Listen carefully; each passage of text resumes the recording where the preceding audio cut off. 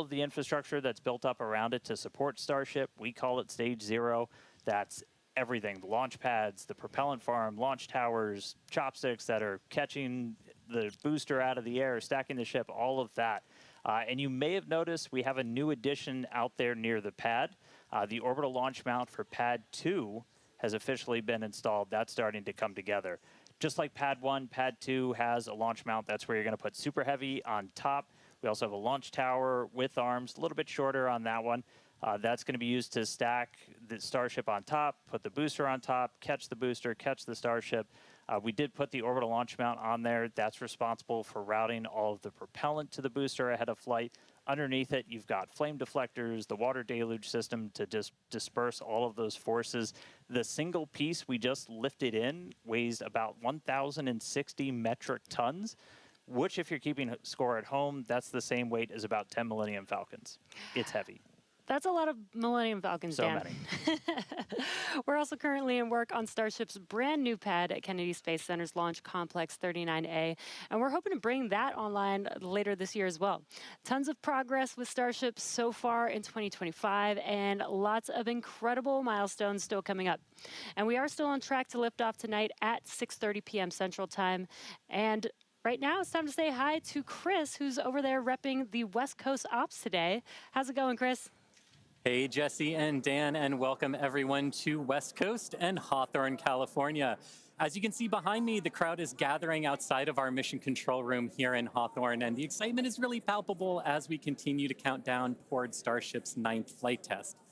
Now, our mission control room here in Hawthorne usually serves as the mission control room for our Falcon and Dragon missions once they launch from Florida and California.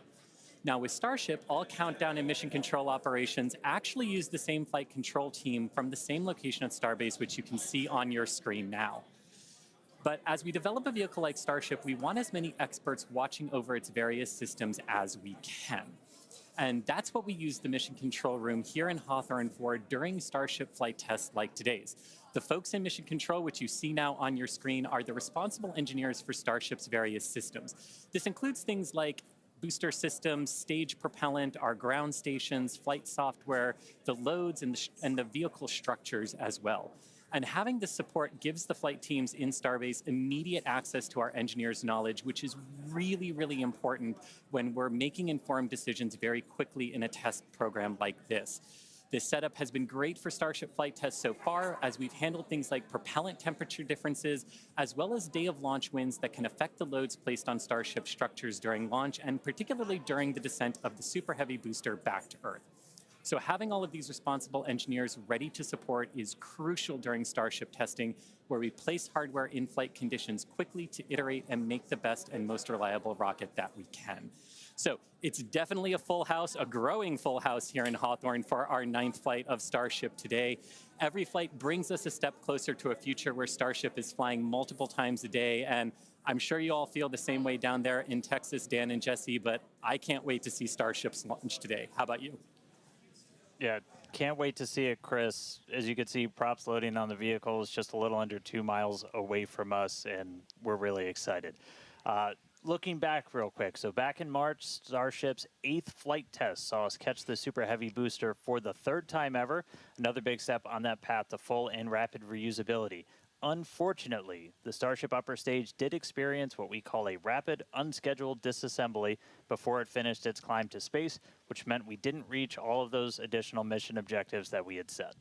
About 5.5 minutes into ship's ascent burn, a hardware failure in one of its sea-level Raptor engines took out that engine, the 2 remaining sea-level engines, and a Raptor vacuum engine. That's 4 of the 6 engines that ship has. This was a different failure than we saw on Flight 7, and the fixes that we put in place did work as expected. So this was a new issue on Flight 8.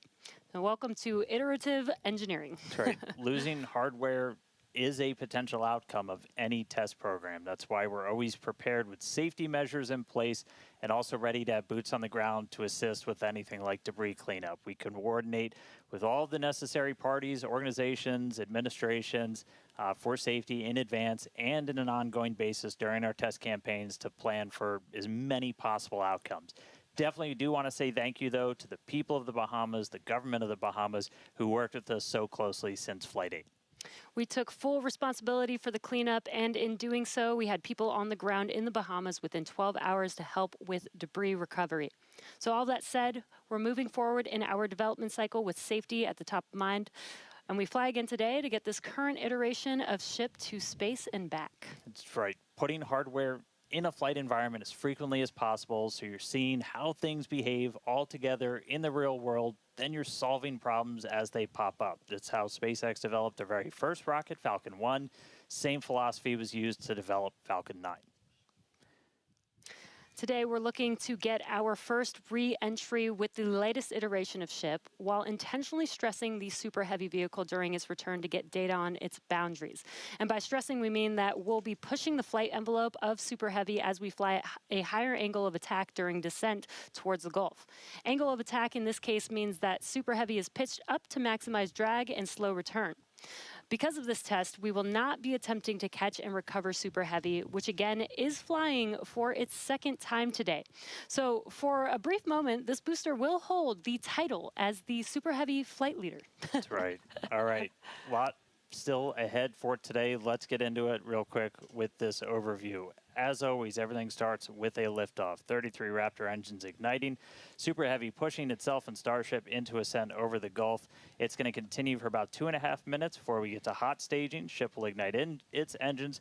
Booster will do its boost back burn and begin its flight experiments back for a hard splashdown in the Gulf of America. Meanwhile, Ship continues its burn into space. And Ship will remain suborbital. We will be deploying 8 Starlink simulator satellites and then head towards re-entry. We'll relight a Raptor engine as well as test experiments during re-entry, such as missing tiles, metallic tiles, loading the vehicle's flaps, and then Ship will attempt a flip maneuver, and if all goes planned, we'll conclude the test with a soft water splashdown in the Indian Ocean. So that's what we have on the menu for Flight 9 today. Whole lot. Flight 8's RUD taught us new lessons about Starship hardware, specifically the Raptor engines.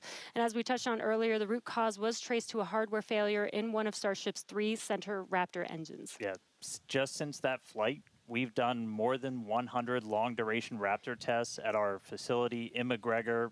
Huge shout out to that team for really putting in the work to better understand what happened. As a result, the engines that are on Starship's upper stage on the pad right behind us have a few changes. One of the key ones we did was additional preload on some of the joints, essentially some additional torquing, a new nitrogen purge system for the engines themselves, and made some improvements to the propellant drain system. After our first ever Super Heavy refurb campaign, we static fired with all 33 Raptor engines. This was a chance to see all the hardware operating together, and for this flight, our teams had an opportunity to make adjustments or hardware replacements for this first ever reflight of the Super Heavy booster. And then it was Ship's turn. We took it through several static fires. First, we did this short duration single engine burn to simulate an in-space reignition of Raptor using those header tanks, those smaller tanks up in the nose cone. We also completed a longer duration 60-second burn with all 6 engines. It's where you're really putting the entire propulsion system that's going to be used for the ship's ascent into space through the paces, making sure everything's working together before we go stack it on the pad. And in the end, these changes represent the core of our test program. And reflying a booster for the first time is a major milestone, especially so early in the flight test program. Now, Falcon did it in just over 30 flights. And Starship's doing it today on just its 9th flight. It's not wild just because of how much faster that is, but just how much bigger Starship is. Falcon 9 can lift about 23 metric tons into orbit. Starship is designed to lift 200. That is so exciting. And on top of that, we're also reflying engine 314 for its 3rd flight, which you might recall is the engine with a pie on the nozzle. And there you can see that engine there. It is a milestone, most definitely, but we do remain focused on getting to the point where no refurbishment is needed between any of the flights. Yeah, that means we want to launch it, bring it back, look at it, reload propellants, go again. That is really what's key. That is what full and rapid reusability will look like. We're coming to you today from Star Factory, our new 1 million square foot manufacturing facility in Starbase, Texas. The Super Heavy booster is the first stage of the Starship launch vehicle stack. It's the largest boost stage ever developed for any rocket ever. Having the largest rocket ever is a very cool engineering feat, but the thing that really makes a difference is the ability to rapidly reuse that rocket to launch many other missions. Reflying Booster 14 is an important first milestone in that we have proven that we can recover a vehicle, turn it around, and fly it a second time.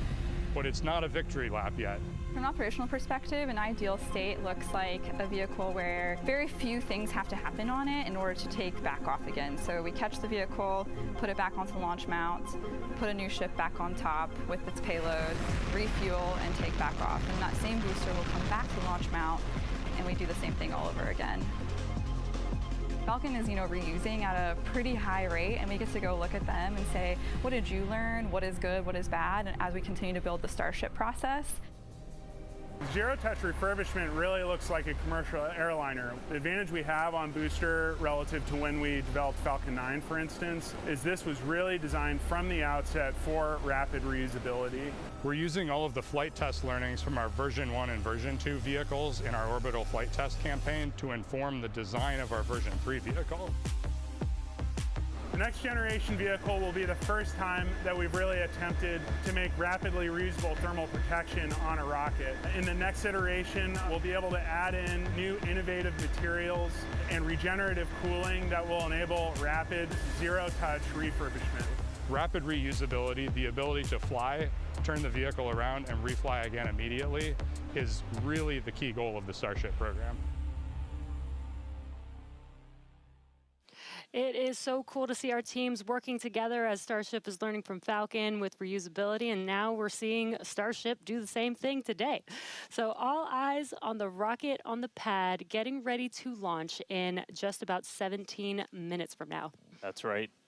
Looking at our levels real quick, we're a little bit more than halfway full on fuel and LOX on the booster, over 80% full on the ship, so we'll have to fill those header tanks. But everything looking good. We're not tracking any issues on the range. As a reminder, we watch sea states, air, and land around the launch site here and also over in the Indian Ocean where we're going to be doing our reentry. Not tracking any blockers to launch at the moment. Weather is gorgeous, has not been a concern all day for launch. We've been moving through all of our pre-flight checkouts pretty smoothly so far this morning, getting the ship and the booster ready for prop load, making sure guidance, navigation, and control are aligned. Everything's ready to go. You can see with the frost coming off, we're getting pretty full. We started loading all of the propellants on board both ships about 45 minutes or so before launch. They kind of stagger where we start with ship and then move into booster. We're going to continue loading these propellants on board until just about 3 minutes before liftoff. We'll close out on the ship first and then on the booster. But bottom line, everything's looking great. Not tracking any vehicle issues, range issues, weather issues. We're looking really good right now for a launch at the top of our window right at 6:30 p.m. Central. Yeah, seeing the propellant loading is making this getting more and more exciting. Today is going to be a wild ride for Super Heavy. We're putting the booster through several tests to expand the envelope on its capabilities and get flight data to make its return and catch more reliable. Now, another unique change in today's flight will be the addition of the first ever directional flip of the booster. That's right. If you followed previous flights and you kind of wonder to yourself, why does the direction the booster flip seem random? Surprise, it's because it was. We've got a couple of views from previous flights where you'll see the booster kind of go in different directions, and it was really small differences in the thrust of those ship engines. As they started up, they would nudge the booster in an initial direction, and so the booster would essentially sense that and then lean into it, and it'll react, the engines will gimbal, and then it'll continue the flip. That was the easiest option technically, but you do take some performance hits since you're essentially setting aside propellant to accommodate every single direction for a flip. Exactly, but if we know which direction we're flipping, then we know how much propellant we will need and can instead use more of the propellant to burn longer during ascent, adding more velocity to ship and increasing how much payload it can ultimately deliver to space. Yeah, so today I got my trusty Super Heavy here. We're going to intentionally try to flip straight up. So again, as you're separating from the ship, We want to get to here as you're doing that boost back burn. The fastest way is to just flip straight up and go into it. That's roughly what we did on Flight 5. It's the most direct way to get into that orientation for the boost back burn. What you don't want to do is when you flip all the way down like that, we did that on Flight 7, it takes you in a big loop, uses the most amount of prop, not efficient. We're at the point where we want to start kind of tuning it in and getting some extra performance out of the booster. Yeah, exactly. That's called optimization. That's right.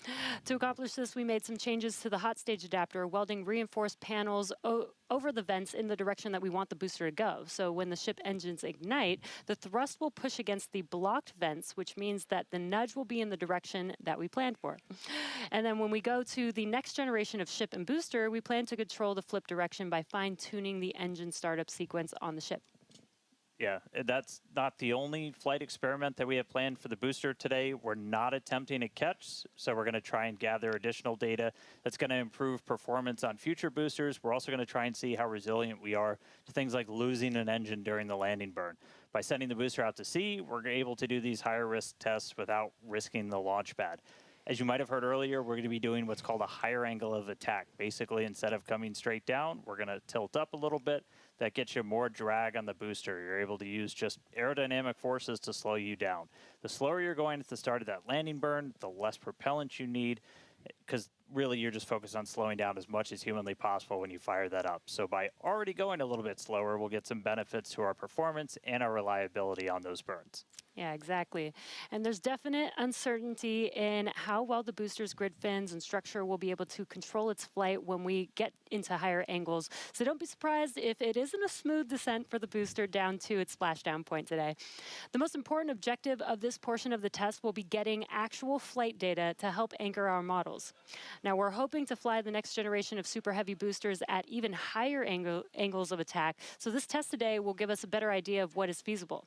Now, on top of all of this, we're going to see how resilient Super Heavy is to engine failures at the most critical times. Yeah, we're going to intentionally disable one of those 3 center engines and instead use an engine from the middle ring that's kind of right behind it. Those center engines are what we nominally use at the very last part of a landing burn. You're just kind of fine-tuning the booster's path into those waiting chopstick arms. This is going to act as a real-world simulation of a pretty scary situation where engines are not starting at probably the worst possible time, but we're going to do this without risking the pad. And then, at the very end of the landing burn, we're going to cut one more engine off and go down to only those 2 center engines. The burn is going to end while Super Heavy is still several hundred feet above the Gulf, so we expect it to make a pretty hard splashdown today. So, in all, pretty eventful day for the booster. And as many of you may know, water landings are actually uncommon for SpaceX. While other launch providers expend all of their boosters after flight, we land and reuse most of ours. All of these tests are going to help us improve future generations of Super Heavy until we reach its fundamental design, a fully and rapidly reusable and reliable rocket. All right, let's check back in with Chris in Hawthorne. How's it going, Chris? Hey, Jesse, my colleagues here in Hawthorne definitely agree with you. We can't wait to see the Super Heavy perform its second flight and see all of the work from our thousands of engineers and technicians in action today. Now, while this reuse milestone is incredibly important for Starship's development, Super Heavy boosters are not the only vehicles that we reuse here at SpaceX. We're big on reuse, and our Dragon fleet is another example of that reuse. And we actually control those Dragon missions from right here in Hawthorne in the mission control room that we talked about a little bit earlier. For Dragon and our human spaceflight program, this month also marks a big milestone for SpaceX, our 5-year anniversary of human spaceflight. Now, NASA astronauts Bob Behnken and Doug Hurley got us started back on Demo 2, which was notable for being the first time since the retirement of the shuttle program in 2011 that people launched to orbit from U.S. soil. Now, in those 5 years, we have launched 17 human spaceflight missions, 11 for NASA, and 6 commercial missions, including Polaris Dawn, with our first commercial spacewalk in history, and From 2 earlier this year, which became the first human spaceflight mission ever to explore Earth's polar regions. We've flown a total of 66 crew in those 5 years, and we are expecting that number to grow significantly in the coming years. Now, most recently on our From 2 mission, the crew offered unique glimpses into the orbital spaceflight experience. And this was honestly just so cool to see. Thank you to our Starlink teams for making everything with the From 2 crew shared possible. This honestly made me feel like I was right there with them in Dragon. They were living, they were working, they were relaxing, they were doing their experiments while also having fun. Basically, just being people and inviting us along for the ride. And that was really meaningful. Being invited up there really showed how these are just the early days on the road to making life multiplanetary. And the vehicle that's going to make all of that happen is Starship. And Dan and Jesse, I don't know about you, but that is definitely a future I have wanted since I was a little kid, and I cannot wait to see us make it a reality. Yeah, right there with you, Chris. It's the fact that we're getting close to that being reality, that the vehicle that's going to go is sitting on the pad right there. Like, that's endlessly exciting. All of that's going to include sending humans, all of the infrastructure for a permanent presence on Mars. And we're looking ahead to sending the very first Starships to Mars as early as next year. Yeah, this will help prove that we can actually get to Mars with a focus on learning as much as possible while demonstrating what will be needed for Mars transit and landing. But before we can make life multiplanetary, we have to build the starships that will make this all possible. That's right. And that's happening right here, Starbase, Texas, the gateway to Mars. This is where we're soon going to be launching up to 25 Starship launches per year from here at Starbase. And the place is changing every single day. We've grown quite a bit just in the last couple of years. There's a couple hundred employees, their families living amongst actual rockets. We're in the process of expanding production and integration. We've got a target of 1,000 Starships a year we're going to try to hit. And recently, we did become a city of our own. We're the first city in Cameron County in 30 years. And that's just going to help us scale more quickly, try to build out the best community possible for all the people that are building the future of humanity's place in space. Starbase, pretty easily one of the most inspiring, exciting, unique places to live and work on the planet. As usual, shameless plug, we're always hiring. Come help us build the gateway to Mars. Visit spacex.com/careers. You can see all of our openings. And this is my first time in Starbase, and Dan, the Star Factory is a manufacturing engineer's dream. To be able to build a factory like this at such a large scale with such a large scale vehicle is so wild to me. And though I'm just visiting, Chris is hanging out right where I call home base. So let's check back in with Chris in Hawthorne. Thanks, Jesse. Yeah, everything here in Hawthorne is looking good. The crowd is gathered, really excited to watch the hard work of all of their colleagues come to fruition here for Starship on its 9th flight test. Not tracking any issues. We are excited to watch Starship do its thing today, make it halfway around the world, and test a lot of those critical in-space maneuvers and operations that will be vital for the program's continued operation. So Dan and Jesse, we can't wait for liftoff. Let's have a good flight today. Thanks, Chris. Now, if you're just now joining us, where have you been? But we're glad that you're joining us now. We are at T-minus just under 6 minutes until liftoff of the 9th Starship test flight. So far, the range is looking good. All the airspace and trajectory area that we are going to be launching through is looking good for our test flight today. Weather has been great. It was a little rainy and windy this morning, but it cleared up. It looks beautiful here in Starbase, and propellant loading continues on both stages. All right, yeah, it is continuing. We're a little over 90% full on our booster. We are pretty much full in the main tanks on ship, filling up those header tanks. We're going to continue loading prop for about 2 more minutes. Once we're done with that, you've got just under 11 million pounds of liquid propellant spread across those 2 stages. After we get through all of that prop load, our stage 0 will get ready. The ground systems will go through pushbacks, clearing all of those fluid feed lines back to the propellant farm, getting ready for launch.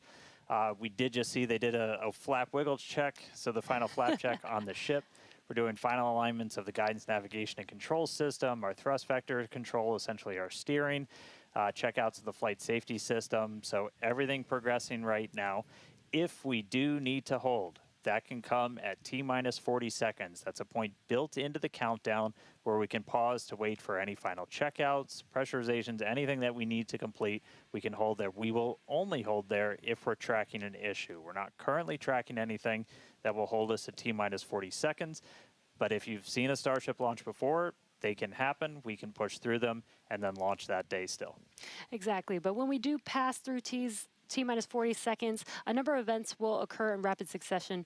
The ground spin and ignition systems come up to flight pressure, ship goes to internal power, and then after that, the quick disconnect or QD, arm lockout is removed in preparation for retraction just shortly after T-minus 0.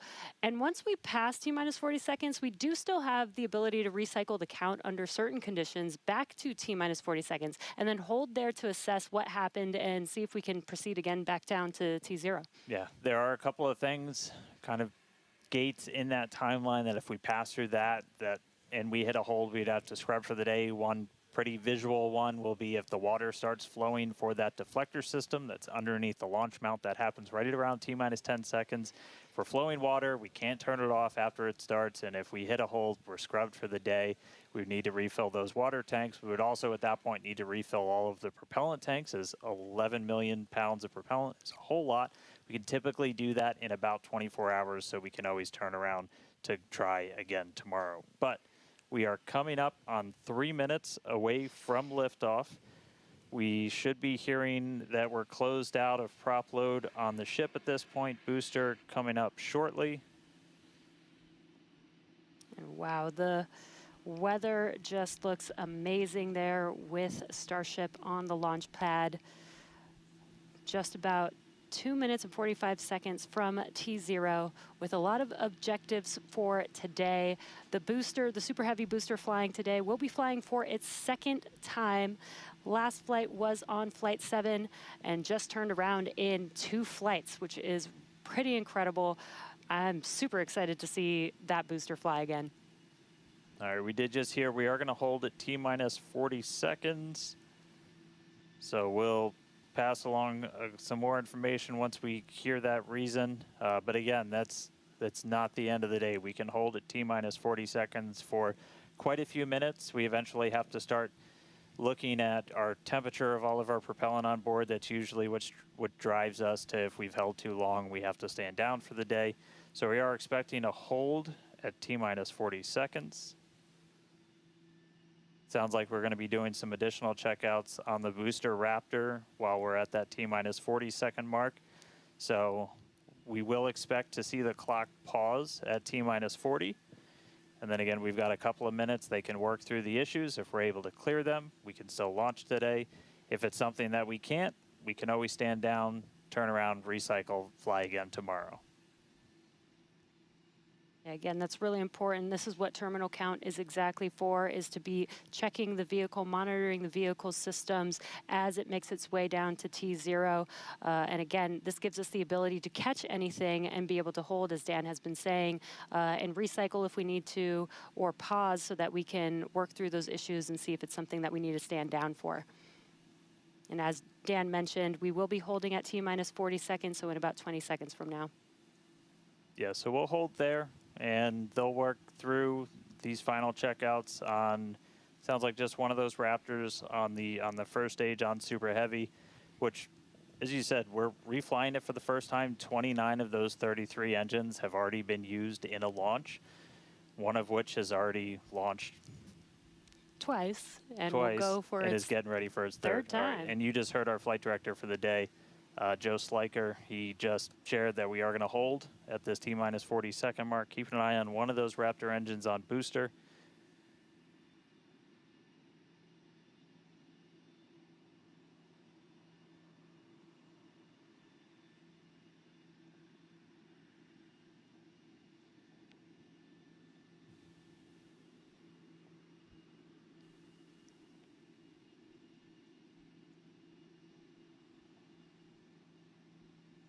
And if you're just now jumping in, we are holding still at T-minus 40 seconds.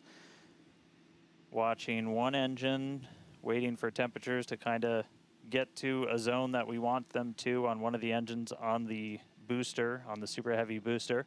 Getting ready for its second ever flight.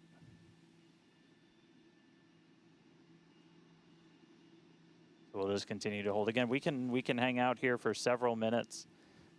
We held for a while on the first attempt last time and then cleared it, and then we triggered a different issue on the ground side. But again, this is exactly what it's for. This gives us the best chances at success. And the clock is rolling. There we go. All right. T-minus 30. Let's listen in. Watch that first flight proven super heavy. Get ready to take off from Starbase.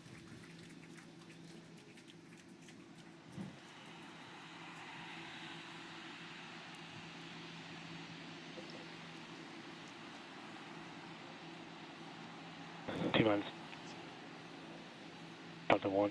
Hit hold.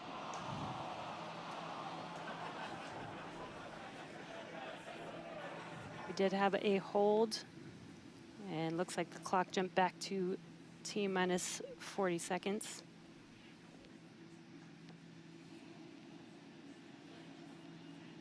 All right, so yep, we jumped out. I did not see the deflector go off. So hopefully we were right at around that T-minus 10-second mark. And if we were before that T-minus 10-second mark, we do have the ability to recycle, as we mentioned earlier, back to T-minus 40 seconds. So it looked like this time it was a ground side issue. We're taking a look at this real quick. So again, we're back at T-minus 40. We're gonna hold for a little bit. We are still not scrubbed for the day. Give them a couple of minutes to work through this. Again, we can hang out at T-minus 40 for several minutes. Eventually, we start looking at your bulk temperatures and all of your propellant on board the vehicle. We're not actively replenishing the propellant on board Super Heavy and Starship, and so you don't have essentially forever to hang out before things start to warm up. And you do want to make sure your temperature's in a really stable range for a healthy startup on Raptor engines. So they're going to work through this issue. We can continue to hold here for a couple of minutes. What's launch without a little extra added excitement?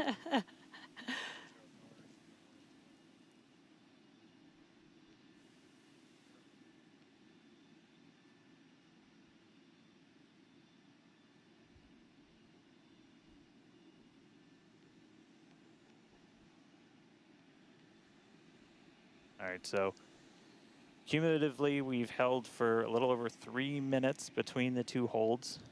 Again, this is a ground side issue on our tower. The techs are looking through the data right now to see if it's something that we can either work through or if it would cause us to have to stand down. So we're continuing to hang out with them, holding at T-minus 40.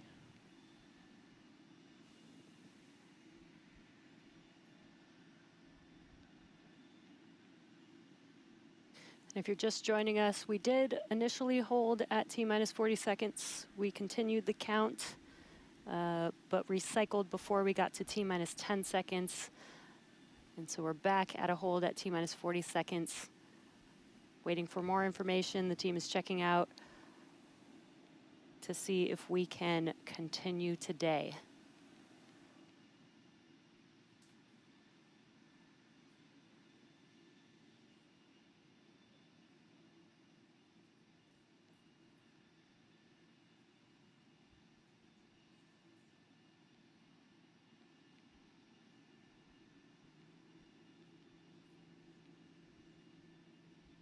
We're continuing to hold here at T-minus 40 seconds.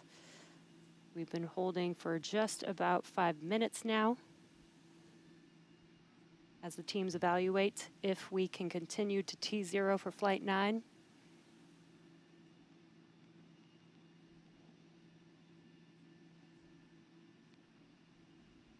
All right, so it sounds like we're coming to a resolution.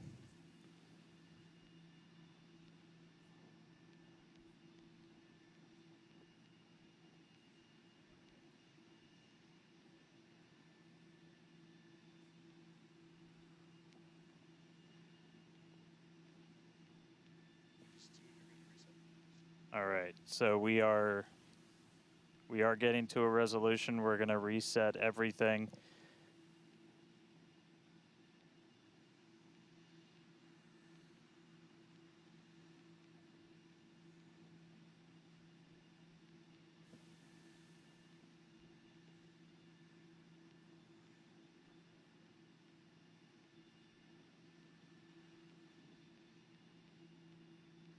All right, so we're going to see the clock. It is now rolling. Here we go. We saw an issue with that quick disconnect to the ship. There is a chance that automation will kick us out again if we encounter the same issue. But for now, the clock is rolling. We'll see if we pass around that T-minus 10-second mark.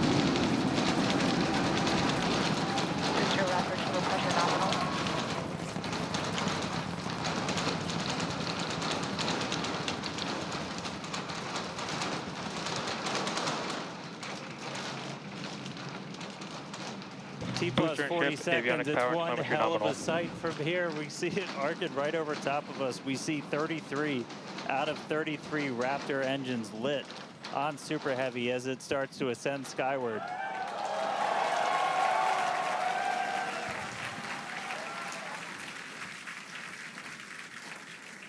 Coming up on maximum aerodynamic pressure, then only about a minute and a half until we get into hot staging. Wow, Dan, that was incredible. We could feel the building shaking here, feel the vehicle's power. Now we're just about a minute away from shutting down those engines on the booster. Again, this booster is flying for its second time today. All right, so hot staging coming up a little under a minute. We're going to see all but the 3 center engines turn off on the booster. So our version of MECO, most engines cut off. And then just a few seconds later, hoping to see 6 engines ignite on ship to push it away.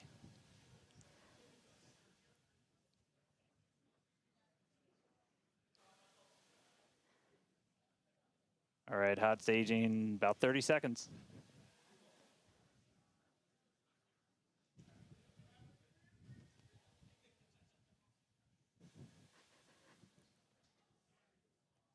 And definitely keep an eye on which way the booster flips. First ever directional flip we're going for today. Should flip straight up.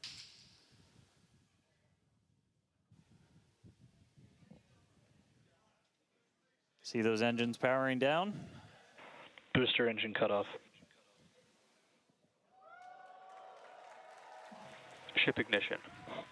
Stage separation.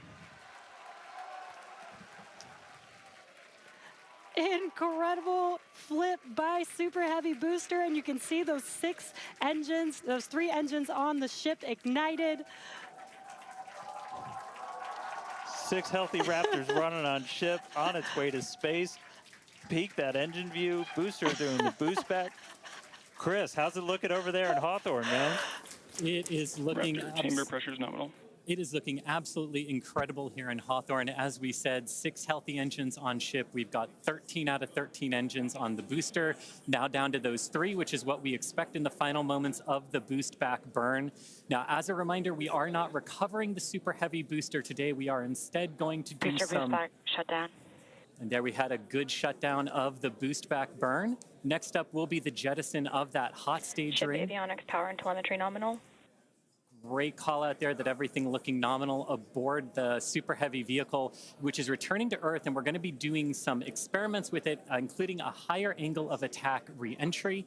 as well as some engine tests as it gets closer to the Gulf. We are, again, because of these tests not recovering it, we are sending it to the Gulf on purpose to do those tests. But again, you see the booster on the left-hand side of your screen. You see Ship with 6 healthy engines continuing its ascent to its planned suborbital trajectory. Everything going very well so far for Starship's 9th flight. Now 4 minutes, 15 seconds in. Great views from inside of the aft engine area of Ship there, looking at those 3 sea level and 3 Raptor engines on the right-hand side of your screen. The booster doing its LOX dump, that liquid oxygen dump. So because we don't need some of that liquid oxygen propellant in its tanks, we vent that propellant out to lessen the booster's mass as it comes in for its landing. Just absolutely gorgeous views watching these 2 vehicles do their respective things in the skies over Texas here today. And Dan, we're approaching the 5-minute mark into the flight. Super Heavy is descending rapidly. What can we expect here in the next few minutes as it does its atmospheric tests?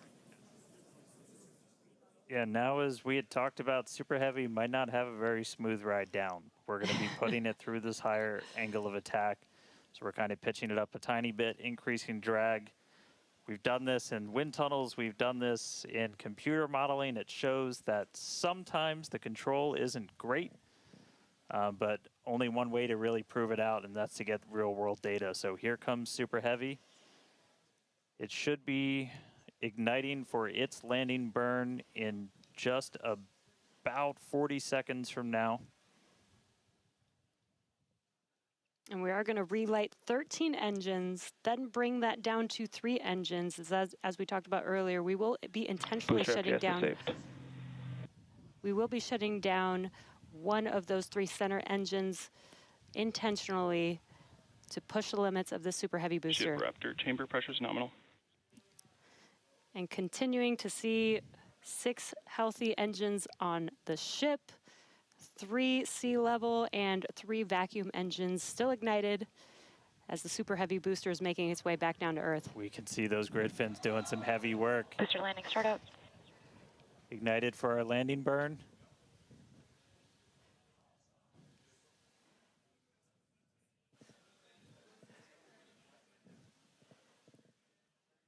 It may have ended with that landing burn.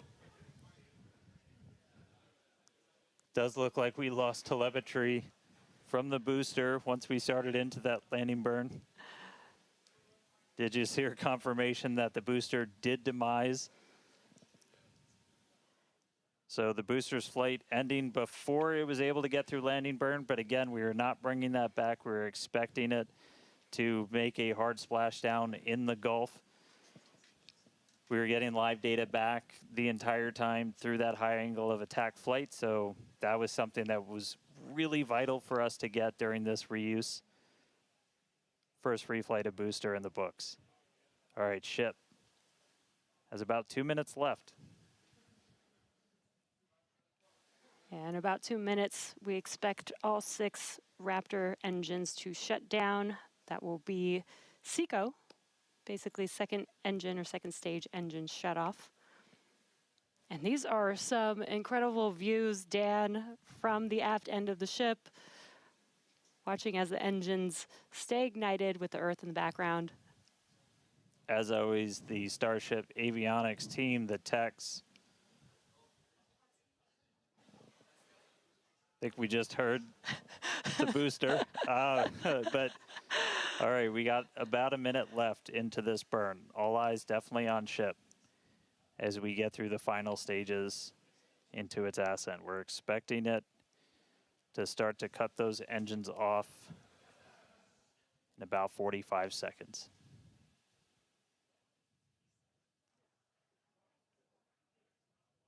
Terminal guidance.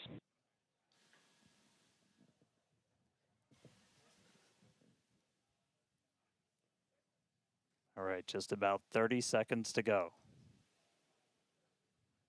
We're in terminal guidance in the final stages of this ascent burn.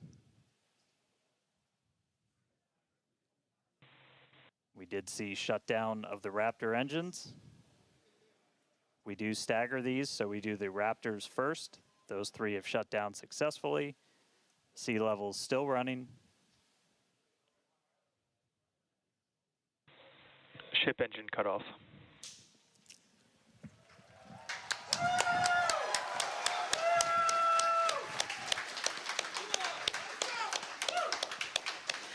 Ship engine cut off, the 3 most beautiful words in the English language. And great call out that we had nominal insertion.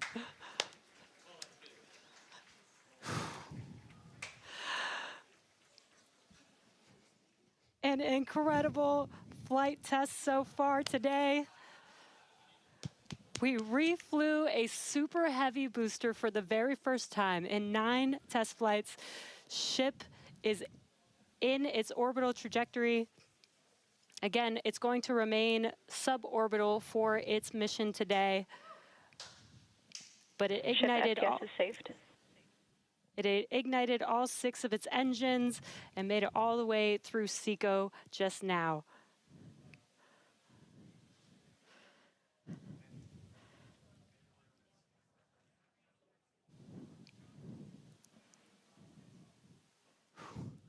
What a moment.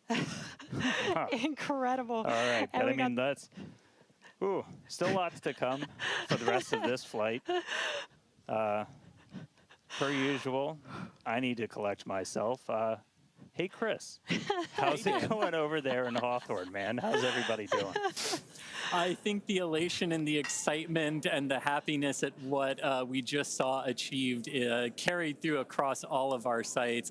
What an incredible view to see Starship back orbiting the Earth just under 11 minutes into our mission. Absolutely exciting to see all of this, and super pumped especially to see all of the team's hard work in action here today.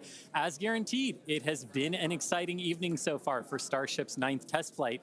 We lifted off a little bit after 6:30 p.m. after a couple of holds that were triggered at the T-minus 40-second mark, but we were able to clear those, one on the Raptor, one on the tower, and we were able to lift off successfully from Starbase. 33 out of 33 Raptor engines lit on the Super Heavy, all 6 engines lit on Ship, bringing it to its planned suborbital trajectory around Earth. But as Dan said, we've got a lot still coming up in our flight sequence. So coming up at about T plus 18 minutes, 26 seconds, we'll have the first deployment of simulated Starlink satellites planned from Starship. That will be followed at about T plus 37 minutes and 49 seconds by the relight of a single Raptor sea level engine in space. This is going to help us gather data on our ability to do a deorbit burn for future Starship missions that will go orbital. And then, of course, one of the biggest tests yet to come is the new heat shield modifications to Starship. And that'll start with re-entry into Earth's atmosphere at about the T plus 45 minute mark, which should take about 16, 18 minutes to complete. And now today's reentry is going to test that heat shield like we said, specifically how Starship will hold up to 100 missing heat shield tiles on its thermal protection system. Now, we purposely took those 100 tiles off over very critical areas of the vehicle to be able to safely test on a flight like this suborbital trajectory into the Indian Ocean what might happen on an operational flight in those areas if we were to lose the primary heat shield tile over Starship. So very critical test coming up. And then after that, we'll have the final descent where we will again be pushing Starship to its limits. We definitely pushed the booster to its limits today to gather data, and we're going to be doing the exact same thing on that ship, seeing how the ship handles various flight conditions that we will need it to fly in as we look to one day soon bring ships back to Starbase for catch and reuse. Now, while there are payload simulators on Starship for deployment today, as we will see in a few minutes, the primary data and the primary payload for today is the data. And today, just like with Starship's previous test flights, that data is coming to us courtesy of our Starlink network. In fact, it is from Starlink that you are seeing these wonderful views of Ship in space right now. So, and I can't wait to see Starlink really provide those epic views and that data transmission during reentry, which is very, very critical to getting that data during reentry. So Dan and Jesse, it's been an exciting day so far. There's more to come. As we get ready for Starship's first ever payload deploy, what can we expect next here in the next few minutes? Thanks, Chris. Just going to reiterate, thank you to the Starlink team for these incredible views today. In a few minutes, Starship will deploy 8 Starlink simulators, similar in size to our next generation Starlink satellites. The Starlink simulators will be on the same suborbital trajectory as Starship, meaning they will passively re-enter the atmosphere, just like Starship. With tests like these, we can see how Starship's payload deploy systems work in flight while ensuring that these simulator satellites pose no safety risk to people on Earth or for other satellites in orbit. Now, this also ensures that any parts of these simulator Starlink satellites that do survive reentry splash down harmlessly in the middle of the Indian Ocean. And then before we get there, though, we're going to have to open up that payload deploy door. So we've only ever done that one time before. Pretty sure it was Flight 3. Someone on the internet, please check me. But that was the only time we ever opened it. And we've had Starlink simulators on the last 2 flights, but we haven't gotten to this moment yet where we're able to open up the payload door and start deploying these. It's going to be pretty cool. We've got them stacked inside of the Starship payload bay, and we'll have potentially a couple of views. You saw one camera pop up. Oh, there we go. Look inside of the payload bay of Starship. You can see them stacked down in the middle of your view. There's kind of 4 on either side, so they're sandwiched on top of each other, a stack of 4 right behind each other. And then we're going to pop the door open. It's on the right side of your screen, so we'll see that open up and then start firing those Starlink simulators out into space. We are expecting the payload door to open in a little over a minute from now. And then once that payload door is open, about a couple minutes later is when we will start dispensing those Starlink simulators. That's a what a view great right view. at the bottom of the stack. So should be able to see them kind of firing out from right there. So really cool. And eventually these are going to carry dozens of the next generation of Starlink satellite into space, and those are going to enable some truly insane things in terms of speeds from space and what we're able to do. Starlink's been really great for Starship, obviously. Getting live video back is really cool, but just the amount of high-speed telemetry, everything we're able to get back is insane. And for a development program, that's kind of everything. We're in excess of 130 or 160. My numbers are fuzzy right now, just like my brain is. But well in excess of 100 megabits per second of downlink, and a lot of that gets eaten up by video. We've got dozens of cameras across Starship. We added several more for this flight. You saw a couple of those as we have essentially 360 degrees. Oop. Open the pod bay door, Hal.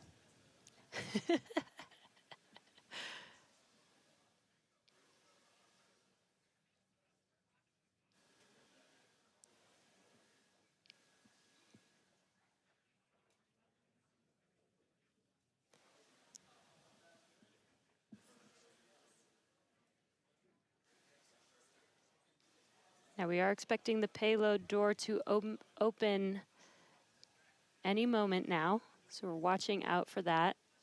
Again, you're looking at the inside of Starship as it's suborbital.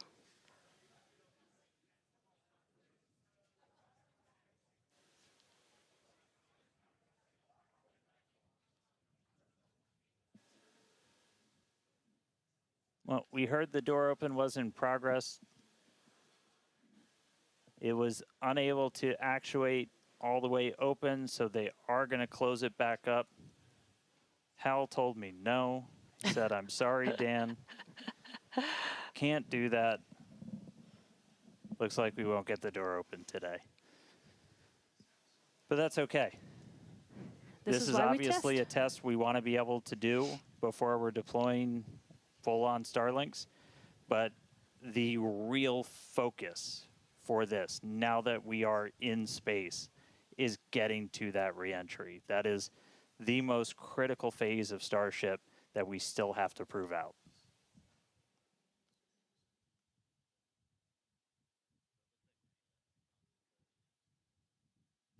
All right, well, so it does look like we're not going to be able to deploy Starlinks today, but we should have pretty frequent views from Starship. They might cut in and out every once in a while, but should be pretty regular.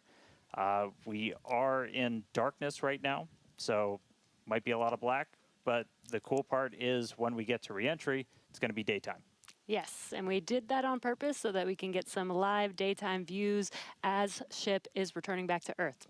All right, so we are going to take a break. Enjoy these views as we get them. Enjoy the tunes. We'll be back in a couple of minutes when we get ready to relight one of those Raptor engines on orbit. See you soon.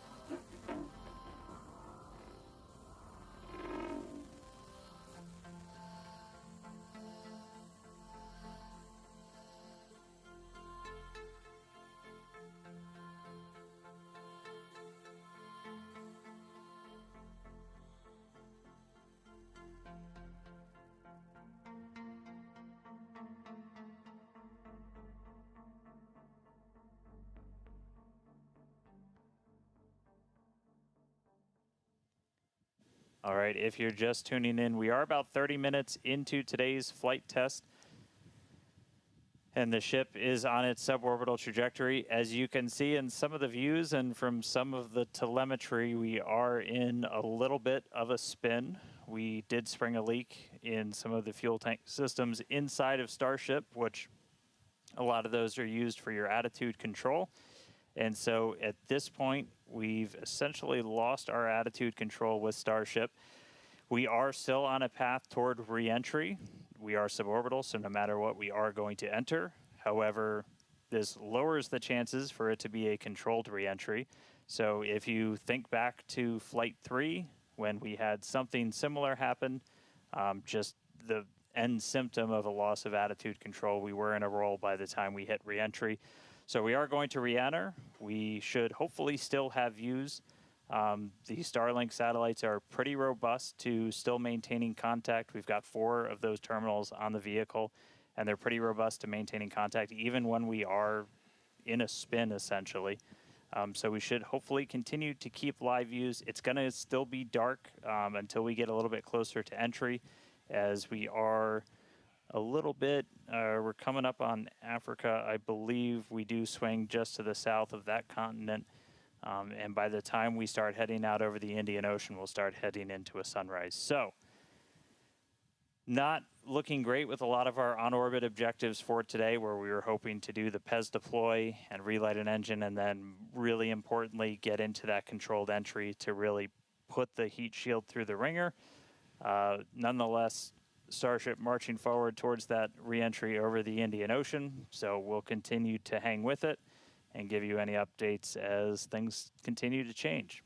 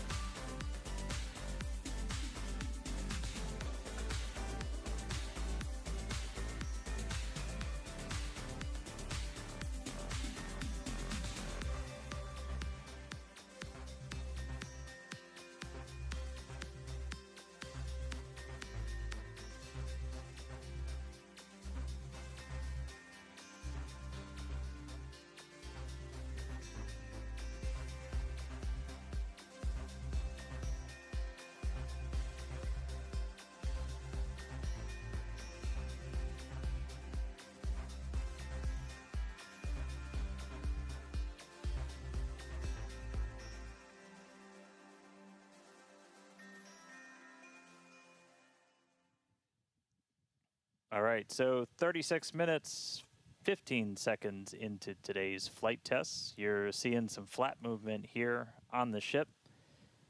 If you've been following along, we have essentially lost attitude control on the ship at this point. It is suborbital, so it's still headed to the exact same trajectory as before. We were not able to get that payload door open and deploy those nose cones. We've been dealing with some leaks on the ship. This is also what led to that loss of attitude control. So at this point, we are kind of in a spin, and we are also going to be skipping that Raptor relight. If you've followed through the history of Starship, something similar happened, different cause, but same symptom back on Flight 3, where we weren't able to maintain attitude control in orbit. And so we're going to skip the relight of that Raptor engine while we're in space. We are going to still proceed with entry, but as we are not able to control the attitude of the ship, as we get into entry, it will enter in whatever orientation it is in at the time, which does not bode well for the ship's heat shield, as we're not going to be essentially aligned the way that we want to do for reentry. So it is definitely coming down. It is definitely heading to the Indian Ocean, but our chances of making it all the way down are pretty slim.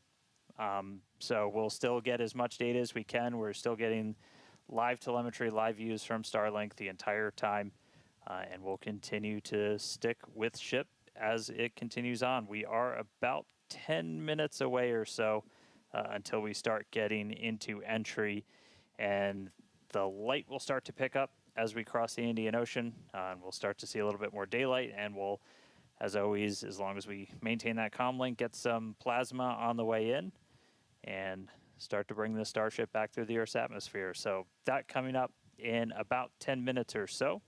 So we'll check back in with everybody in a little bit.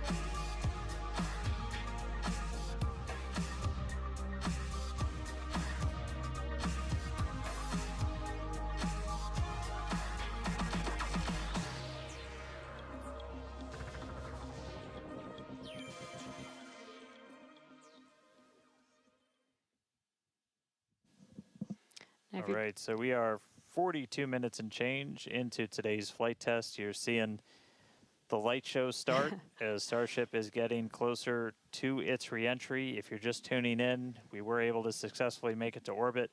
Run into a couple of issues as we've coasted to our entry point over the Indian Ocean. At this point, we had lost attitude control of the ship and entered into a spin.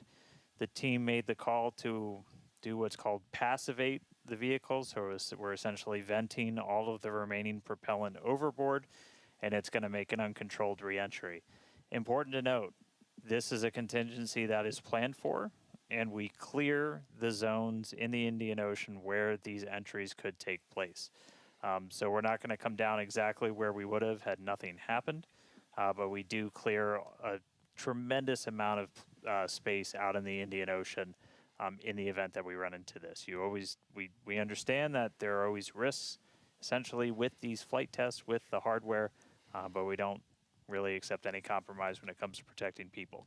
And it is one thing to note is we will actually still re-enter in our planned airspace zone, which is good. That is exactly what we planned for.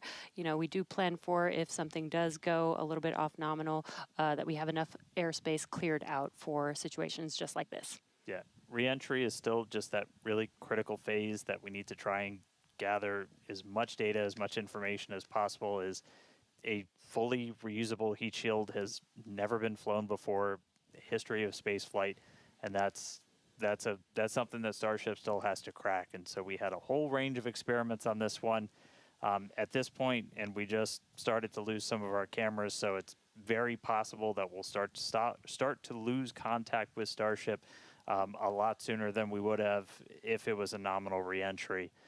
So we are expecting it to break up essentially on its reentry over the Indian Ocean. So not able to do a lot of our on-orbit objectives today, but just the fact that we, got it into space was just a really big moment for a lot of the team. Yeah, and another thing to note is that Super Heavy did fly for its second flight today. It first flew on Flight 7, and it made it all the way to our shutdown of all the engines and stage separation, getting ship into its suborbital trajectory today. It did ignite its 13 engines, but it did demise at that point. We did plan to fly it back down to Earth at a higher angle of attack, and we do expect it to stress the vehicle a lot more than what we've seen previously. So it's not unexpected that we did lose the booster before we got to the actual landing. Yeah. So we're gonna continue to hang out and see if we get any updates on ship. It does look like we might be getting some video back soon. There we go. So this is a view essentially on the top part of Starship. You're looking up at the payload bay and towards the nose cone. So views are going to be a little bit scarce potentially, as again we are in essentially a tumble. We had lost that attitude control. So Starlink, when it's able to connect, able to feed this down. We are at the phase where we would expect entry to start within the next minute or so. So we are entering uncontrolled, but again, we're entering into an airspace and a sea space that is cleared and monitored in advance of launch and before we get to this phase. And with the views that we are able to see, you are seeing a lot of that plasma build up. During reentry, we do expect the vehicle to see about 1400 degrees Celsius, and there you can see the flap feeling that temperature there, a little bit melting away. But as we expected with the spinning of the vehicle, we are no longer controlling the attitude of the vehicle. So this is now, at this point in the test flight, it is expected to see it begin to demise a little bit on its way back down to Earth. Yeah, and so we'll stick with it for as long as we're kind of getting any reach back from the ship as it starts to make this reentry. But yeah, so it's re-entering actively right now. And again, we did do what's called passivation. So you essentially vent all of your excess propellant overboard before you hit the atmosphere. That's a safety measure we can take on the ship while you still have contact with it. So that was done. It's now coming down in the predetermined hazard area that was cleared ahead of flight. Not controlled, so we're not going to get all of that reentry data that we're still really looking forward to. This is kind of a new generation of ship. It has different flaps, improved heat shield, a whole lot of things that we're really trying to really put through the ringer, as there's a whole lot we still need to learn before we get to kind of the next step that we're hoping for, which is going to be that ship going orbital and eventually coming back here for a catch. So getting through one of these fully is going to be really important. It's not going to be today, but we are just going to stick with the ship, see what else we can learn as it makes its way through the atmosphere and brings an end to the 9th flight test. So we'll stick with it.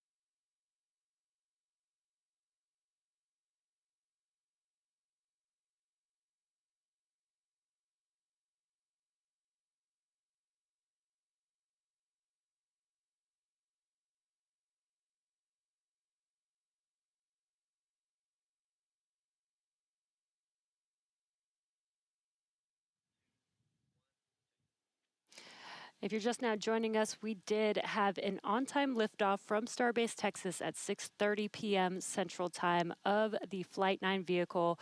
We did have some incredibly stressing objectives today. The Super Heavy booster flew for its second flight. It first flew on Flight 9 and made its way to take ship all the way up to stage separation, doing its second flight ever, which is pretty incredible. We did lose the booster on the way back down, as we did fly it back down at a higher angle of attack. So as expected, we did have it demise on the way back down. Yeah, we were able to get all the way to that landing burn, though. So we made it through that higher angle of attack. So a lot of great data that's going to help us improve those future booster flights. Yeah, we did do the directional flip, and it worked. Yep. It was actually Flipped a great right view direction. that we saw. And then ship continued 6 healthy Raptor engines in the beginning of its flight, making it all the way to SECO and coasting for quite a while. We made it to the expected time that we would open up the payload door. Unfortunately, the door did not open as we expected it to, so we did not deploy the 8 Starlink satellites. Yeah, we ran into a couple of issues once ship got there, but I can tell you it was a pretty crazy moment for a lot of the people that were standing here for ship to make it there. It's been a couple of flights, but it was really exciting to see. Ran into some issues on orbit. We weren't able to deploy the Starlinks. We eventually lost attitude control, dealing with some propellant links inside of the ship. And we did lose attitude control. And just to confirm, we did lose contact with the ship officially a couple of minutes ago. So that brings an end to the 9th flight test. So still a lot of work to do, but really big moment. Chris, how's everybody doing over there in Hawthorne? What's the vibes, man? Yeah, you know, I mean, it's a test program, and that's what we're here to do. We're here to learn, and that was definitely the vibe and the atmosphere here at Hawthorne. Would have been great to see ship get all the way through its objectives today, but with all of that data that came down through the Starlink system, we're definitely going to learn, and we're definitely going to fix that and push forward.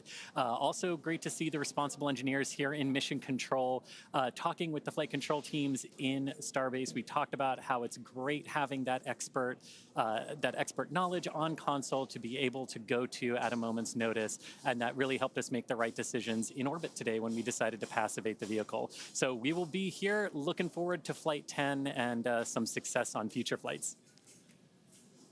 All right, well, obviously congratulations to everybody that poured so much time, effort into getting this ship, this rocket off the pad. The last 2 months have been an absolute gauntlet for a lot of people, and we're continuing to learn more about this ship, about this rocket. We are trying to do something that is impossibly hard, and it's not always going to, you're not going to reach it in a straight line. We said there's going to be bumps, there's going to be turns, but seeing that ship in space today was a hell of a moment for us. So congratulations to every single person who put time, effort, sweat, anything into that rocket.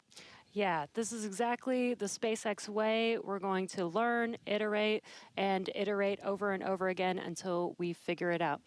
So thank you to everybody for tuning in. Thank you for the fine people of Cameron County, including the residents of the newest city of Starbase, as well as the Coast Guard, Federal Aviation Administration, Government of Mexico, as well as the Australian Space Agency. All right, now, this is not the end. We're going to have a whole bunch of cool liftoff stuff, so be sure to follow us on X at SpaceX for more, and we will see you back here for Flight 10. Thanks for tuning in.